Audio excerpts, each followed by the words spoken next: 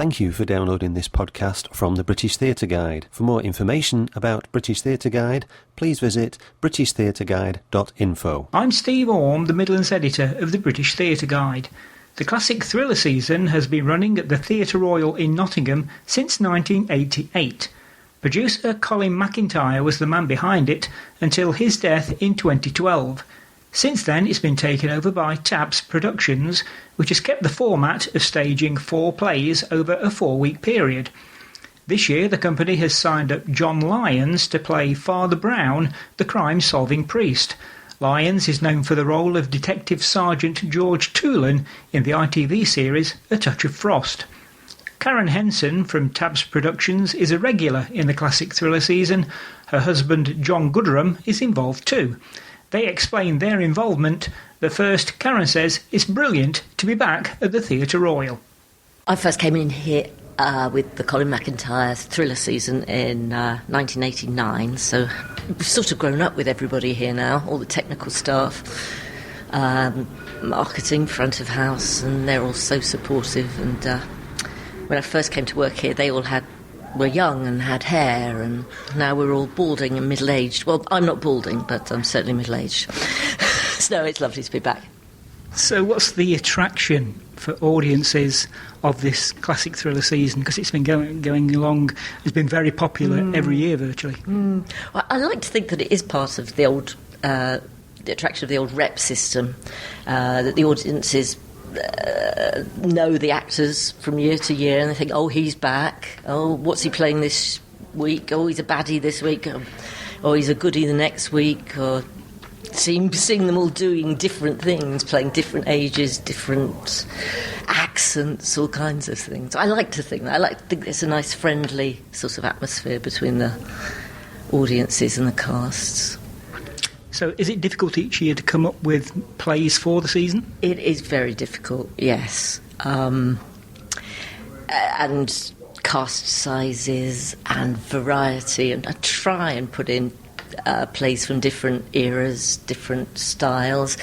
We've been a bit scuppered over the last, 10, 15 years now that we haven't been allowed to do Agatha Christie's because a producer had all the rights, so there's only 1 or 2 that you could get the rights to. So, but hopefully soon that will be the rights will be released, so we'll be able to do a few Aggies because they're very popular. Francis Durbridge is always very popular, although that's a bit on the way now. We tried to put something in from all different periods, as I said. That's why we're starting with Arsenic and Old Lace. Lovely. And then Francis Durbridge, which is 1970s. And then we have Father Brown, which is turn of the century, sort of 1900s. And Mind Game, which is Anthony Horowitz, which is bang up to date, psychological thriller. There's a lot made these days of the fact that there's not a lot of rep around the country. So what does it do for actors who appear here in rep? I always used to think, when I started off in the early 80s and did a lot of it, a lot of weekly, it was such a good training ground because you were playing things that you weren't necessarily right for or would be cast in. But that's such a good training. You'd be playing much older or much younger than you were. So as an actor, you had to be very adaptable. And the skill of learning the lines every week. It was the right to fail as well. The whole weekly rep thing was something that really was sort of took off in the 30s, 40s and 50s, wasn't it? When going to the theatre was a regular thing and you would change the play each week. And gradually, as sort of television took over in the 60s, 70s, 80s, the whole rep thing became much more of a subsidised, high-powered thing in a way. And you'd have the reps around the country, like the Crucible in Sheffield and the Playhouse in Nottingham. So you wouldn't be doing weekly rep, you'd be doing sort of 2 weekly, 3 weekly, 4 weekly rep and rehearsing things. And then gradually, as that became hard to fund, you wouldn't be sort of doing a succession of plays. These theatres would kind of do 1 play or 2 plays per season, and other touring things would be brought in between. So the kind of thing of the great thing about doing rep used to be that you would rehearse one during the day, and play another one in the evening. So you'd have your mind would be sort of all over the place, sort of learning lines for one and actually performing the other one. But as that kind of became separated out, so rep theatre would do a play and finish it and then start the next one and do one, that kind of discipline has gone. And like Karen was saying, that's kind of a loss for an actor, really, because it was such a great training background. And just doing the less number of productions means, inevitably, that there's less plays around, less jobs for actors, so less training ground. And actors used to come out, didn't they, of drama school, and they would do so many years of rep before they moved on to television or film or larger scale theatre. But now that kind of training ground isn't there, so they do go straight into sort of telly or whatever, if they're lucky enough to, although those options are not wide. So the fact that the Nottingham Theatre Royal still does this thriller season each year, 4 weeks of sort of different plays, giving us actors the chance to sort of explore all the different, as Karen said, all the different parts and characters and everything is fantastic. And there are a few other reps around the country, aren't there? There's kind of summer reps. Sheringham does a summer rep, and Frinton, and down in Sidmouth, I think they do one as well. But it used to be every town had one, didn't it? But not now. So long may it go on here at Nottingham. So, Karen, when you're looking for actors to come for this season, do you have to eliminate a lot of younger actors because they've just not had the experience of it? We do try to take younger people on, especially now we're getting older.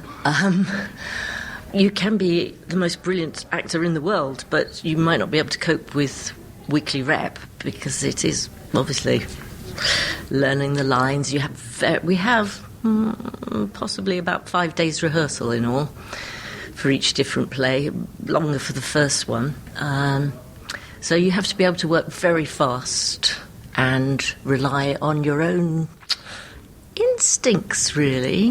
When you rehearse a play over sort of 2 weeks, 3 weeks, 4 weeks, or the luxury of the RSC's 6 or 8 or however many, you can you have an instinct about how to play a part at the beginning, and then you rehearse it and rehearse it and rehearse it and go away from it and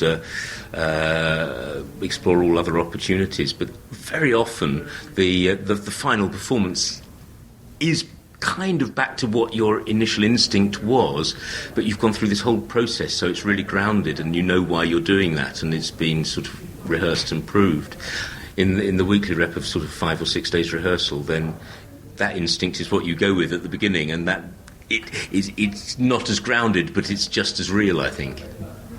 And also, we tend to use quite a lot of the same people because you can trust that they can cope with it, and also that the friendships and the bonds are already there. So you might have played this certain actor's wife 6 times already. So there's certain groundwork you don't have to do because you've known each other for 20 years or some such. Oh. So what's your involvement in this year's 4 shows?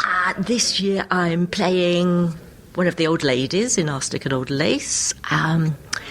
Then I'm just producing for a week. Then I'm in John's Father Brown. You're sort of an academic archaeologist in that, aren't you? Sort of Margaret Rutherford character, really. We've only toured this play for 6 months. I do know my part, really. But,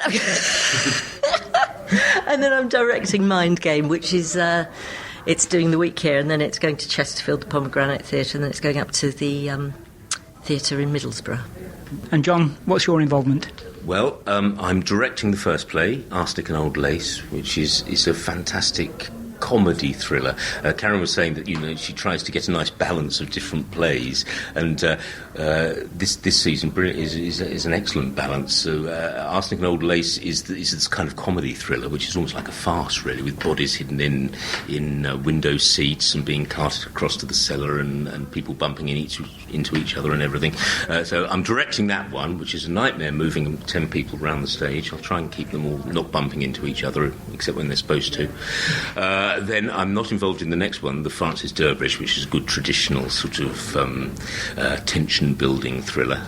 And I'm in Father Brown, The Curse of the Invisible Man, which is a nice traditional Who Done It, and I should know that one because I wrote it, based on the two of G.K. Chesterton and Father Brown stories. So that's a lovely period Who Done It. And as Karen said, the last one, which I'm not involved in, is the psychological contemporary thriller Mind Game. And what's it like directing your wife, Karen, in the first production? A nightmare. I'm terrible. The other actors do what they're told, and she just argues all the time. Are you sure you want me to do it like that? Well, I will, but it'll ruin the whole production if I do it like that. Yeah. No, she's lovely. She's absolutely gorgeous. I'm just as bad the other way round. OK then, Karen, tell us a little bit about Tabs Productions. Yes, well, another actor, Adrian Lloyd-James, and we met whilst working for Colin. And we decided to set up our own production company, and that was in 1989. We started with Educating Rita, and I think we're now on something like, coming up to 130 productions, would you believe? Which is quite something where we've never had a penny in subsidy, so it's always been commercial touring, and we've toured with names sometimes, but mostly sort of, when I say jobbing actors, I think that's a compliment. Yes, we've done all kinds of things. We've done musicals, Shakespeare. I've done 3 Shakespeares, all kinds of things. And then, as I say, Colin McIntyre died in 2012.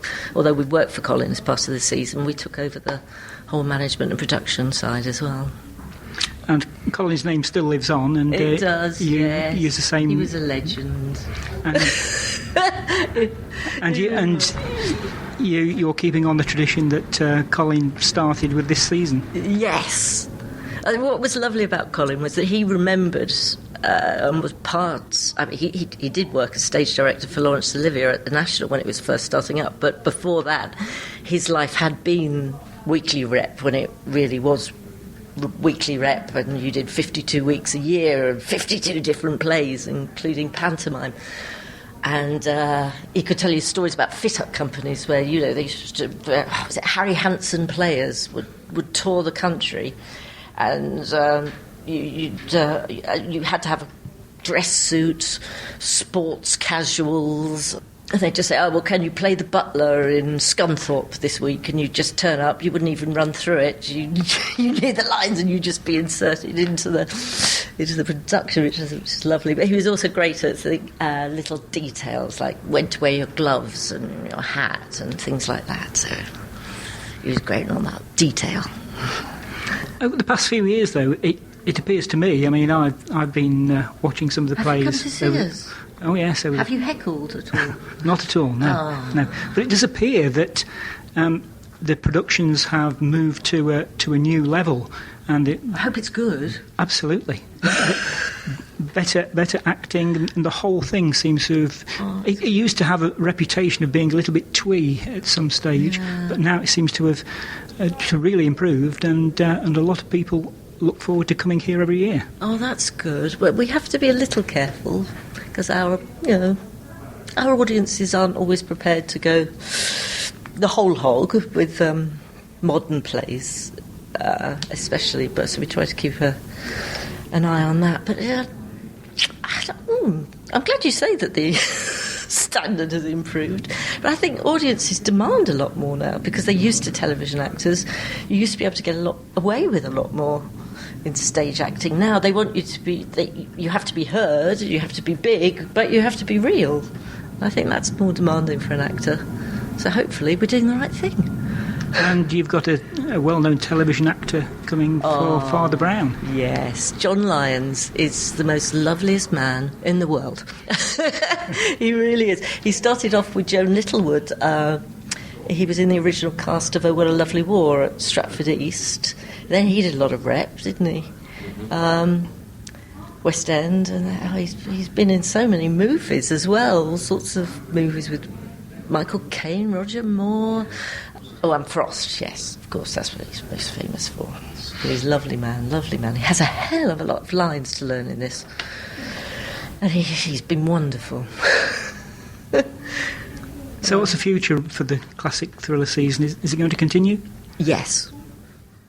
That's all I can say. Yes, it will. The theatre really want to keep it going, which is great, and we do too. More thrillers. More and more thrillers. More pints of blood and dismembered.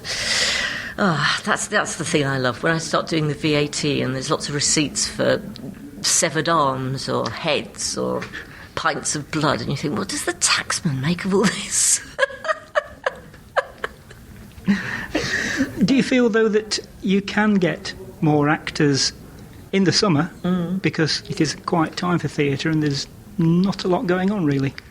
I suppose so, yes. We've got another actor, Richard, who's joining us for the first time this year. He's been in the 39 Steps tour for playing Richard Hannay. So he's just finished that, and he's just fitting it in, really, because he wants to go on to do something else in the autumn. So you're right, yeah, it's useful. A lot of places are dark in the summer. And at the end of it, do you have a long rest? I wish. No, actually, finally this year, I do. Usually I go off, it's very incestuous. I go off and work for John, because you do an awesome tour, don't you? Which is Raffles this year. Raffles. I'm publicising your shows now. This is our tour for Rumpus, which is my theatre company, which is Raffles, The Mystery of the Murdered Thief, which is very much in the same mood as the Father Brown one, which we're bringing in as part of the theatre thriller season this summer. That's touring throughout the autumn and in the spring, and I think it's coming to Buxton, yes. Chesterfield in the autumn at the Pomegranate Theatre, and then Buxton in the spring, yes. What do you prefer, acting or directing, or a mixture of the two? Whichever I've not done last, really. Yes, I have a wonderful job of sort of acting and writing and directing and producing, and I love doing them all. Dame. And playing Dame at Christmas, yes. I love doing all that, but yes, it's the variety. If you did one of them all the time, you would wish to be doing the others, but the variety keeps it going. The classic thriller season continues at the Theatre Royal in Nottingham until August the 20th. You've been listening to a podcast from British Theatre Guide. For more information, please visit britishtheatreguide.info.